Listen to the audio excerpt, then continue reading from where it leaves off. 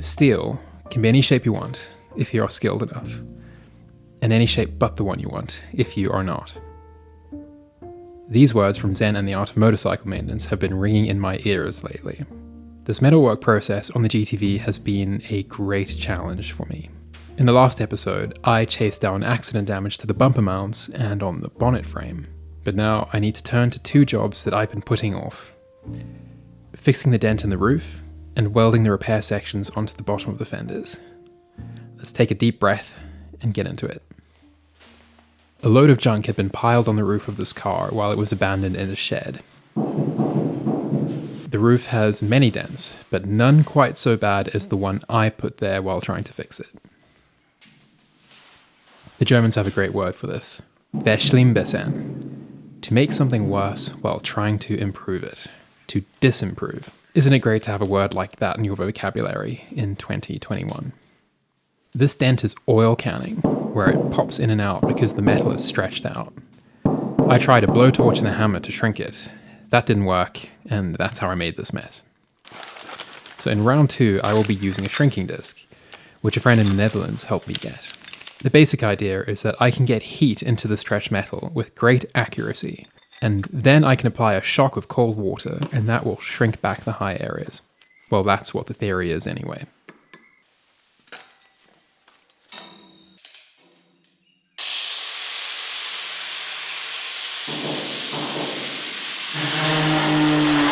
This roof is one large compound curve, so I'm being careful not to shrink the spot down too much, or I'll end up with a large flat low spot, which won't be much of an improvement over the stretched out high spot.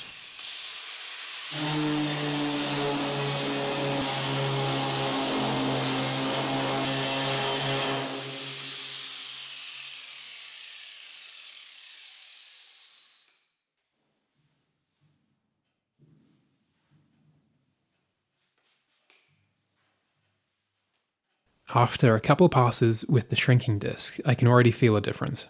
The large high spot is gone, but I'm going to throw some engineer's blue dye on the roof and have a closer look.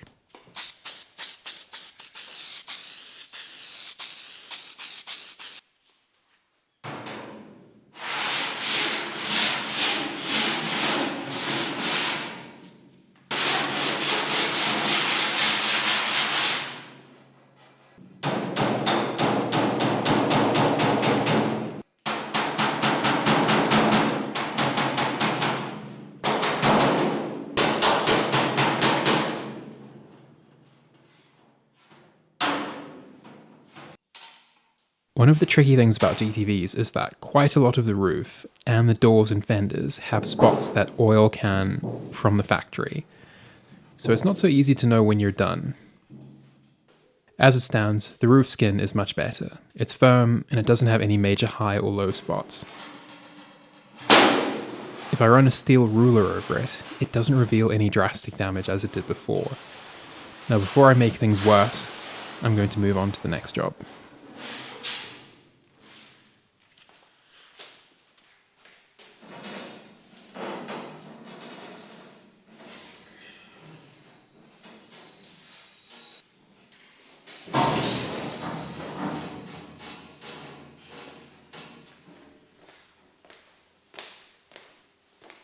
I cut this bow out in the last episode.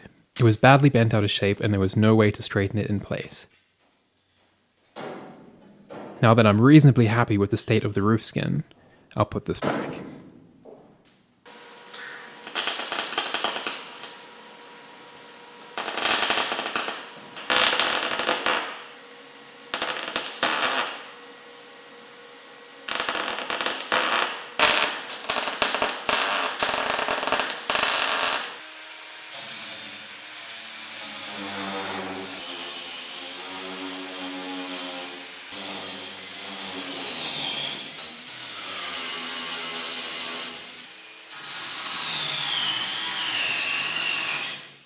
This brings the saga of the dented roof to a close for now. I may be tempted to revisit this sometime in the future and undo all my work through the foolish but noble pursuit of perfection instead of good, but that's a problem for another video. Let's move on to the fender repair.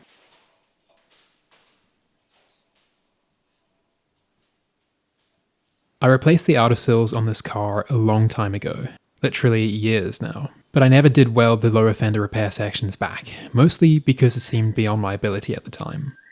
I have since come to an uneasy agreement with my MIG welder. After years of frustration and poor quality welds, it seems my welder and I have come to understand one another. Welding on the outer skin of the car shouldn't be that difficult now, so I think it's time to attempt this repair. I imported these repair sections, along with the sills and A and B pillar bases from Classic Alfa in the UK. You can see all of that in the old videos from that time. The sills and the fenders are quite a complicated shape, and I just don't see any way to recreate them from flat steel without spending all of eternity trying to do it properly. I've trimmed these down to match how much steel I removed from the car when I was cutting out the rust. The process of getting them right was rather tedious, but hopefully a good fit with a consistent gap will make the welding go much smoother.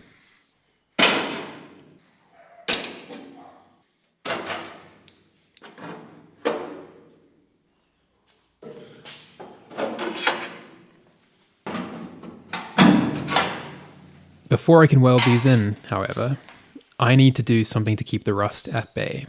This is a rust inhibitor that I just picked up at the local hardware store. It reacts with the steel and forms a protective layer. I'm painting it into all the areas behind the fenders that are usually the first to rot. I did 2 layers of the rust inhibitor, and over that I can spray the 2-part epoxy primer I've already used on the underside of the bonnet in the last episode.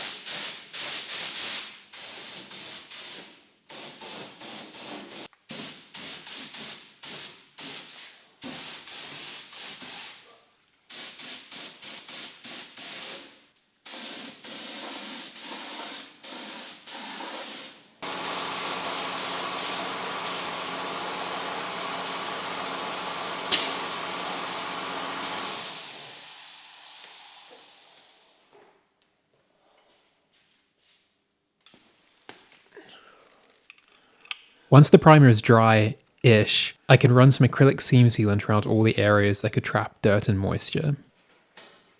I'm going to give this a liberal application, and then I'll let it all dry overnight. In the light of the morning, this all looks great. One of the things about seam sealer is that it can help hide your ugly old welds on the sills from years ago, so that's a bonus. Not that you'll ever be able to see these welds ever again.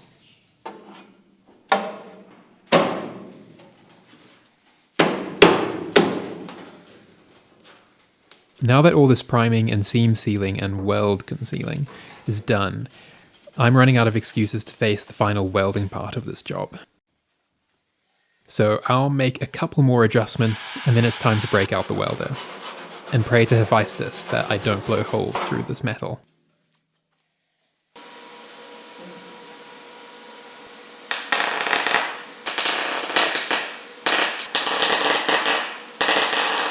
I'm doing a butt weld along the joint of this panel, and plug welds along the bottom edge and on the rear edge where it attaches to the wheel arch.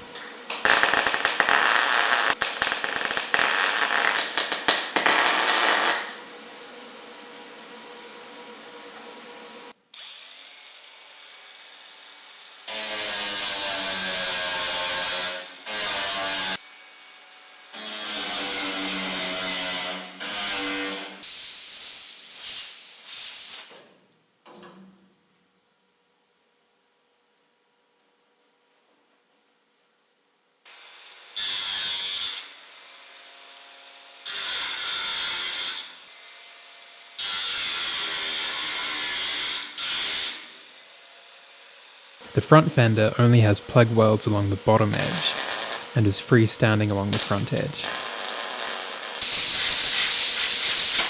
It's not the easiest shape to match up.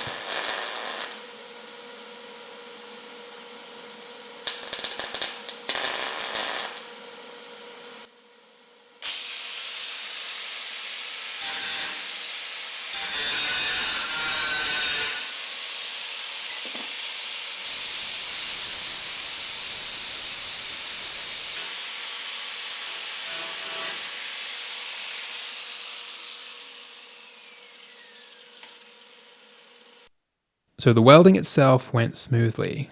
I got good strong welds with no holes blown through the panel. However, I didn't quite get the shape of this front fender right. It didn't follow the curve of the sill all the way up into the wheel arch. It was angled too far outwards. So I did open this weld seam back up and try it again. The second attempt was a huge improvement in the shape. The line was good and consistent along the whole side of the car. With the passenger side done, I'm feeling a lot more confident, and the driver's side should go smoothly. But I don't want to repeat that mistake with the front fender, so I'll make sure that that line is perfect before I put in the first weld.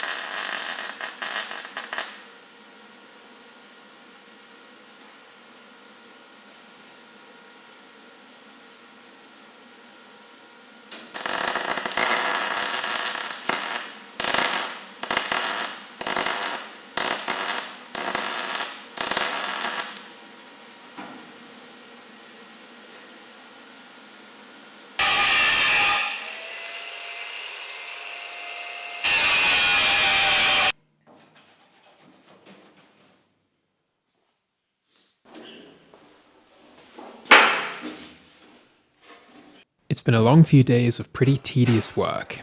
Weld, grind, repeat. Weld, grind, repeat. However, I just can't call it quits for the night without seeing the GTV with the doors on. So just bear with me for a second.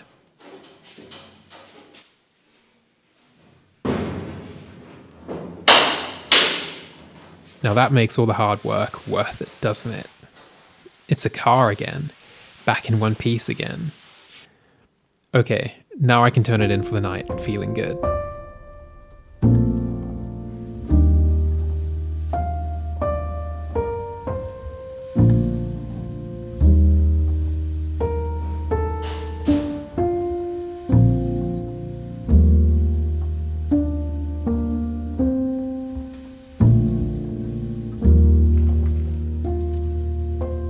I'm not the world's greatest welder or panel beater, But to see the GTV back in one solid piece again really makes all the work worth it.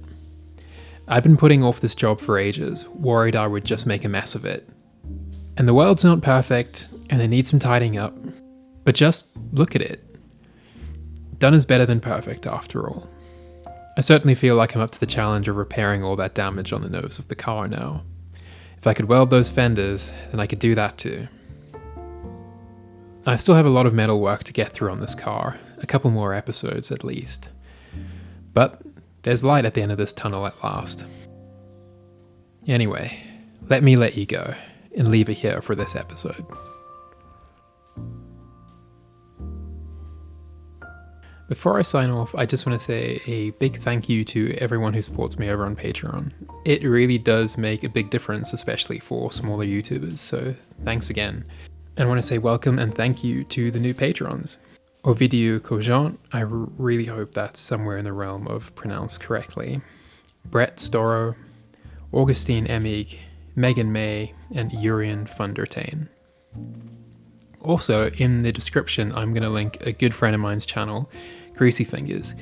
He did a 2-part series on replacing rusted sills on an Alfa GT, and it's really worth a watch. In fact, it's the tutorial I used to make sure I was doing this correctly. So go give his stuff a watch and give him a subscribe because he really deserves it. It's a really fantastic channel. Anyway, I'm going to leave it there. So thanks for watching, everyone, and thanks for the support. I'll see you all in the next one.